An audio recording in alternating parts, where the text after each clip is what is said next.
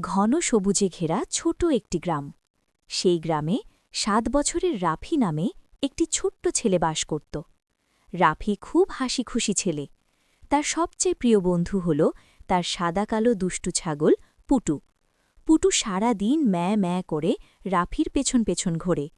রাফি স্কুলে গেলে পুটু গেটের কাছে দাঁড়িয়ে থাকে। একদিন সকালে রাফি দেখল তাদের বাড়ির আমগাছের নিচে অনেকগুলো কাঁচা আম পড়ে আছে। রাফি অবাক হয়ে বলল, এই আমগুলো মাটিতে পড়ল কিভাবে? পুটু মাথা কাত করে বলল, ম্যাঁ, আমি কিছু করিনি কিন্তু। রাফি হেসে বলল, তাহলে কে করল?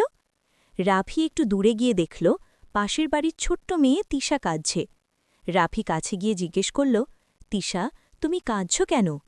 তিশা বলল, আমি আম পাড়তে গিয়ে লাফ দিয়েছিলাম, কিন্তু আমগুলো পড়ে গেছে, আমি ভয় পেয়েছি। রাফি হেসে বলল, ভয় পেও না, আম পাড়তে গেলে বড়দের ডাকতে হয়। পুটু তখন হালকা করে তিশার হাত চেটে দিল। তিশা হেসে ফেলল।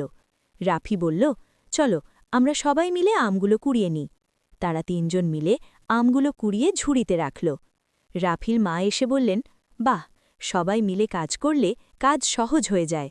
তিশা লজ্জা পেয়ে বলল, আমি আর একা একা গাছে উঠব না। রাফি হাসল, পুটু খুশিতে লাফ দিল। সেদিন বিকেলে সবাই মিলে কাঁচা আম দিয়ে টক মিষ্টি আচার বানাল। রাফি মনে মনে ভাবল, বন্ধুদের সাহায্য করলে সমস্যা ছোট হয়ে যায়। নৈতিক শিক্ষা: একা না করে বড়দের সাহায্য নিয়ে এবং বন্ধুদের সাথে মিলেমিশে কাজ করলে সব কাজ সহজ ও আনন্দের হয়।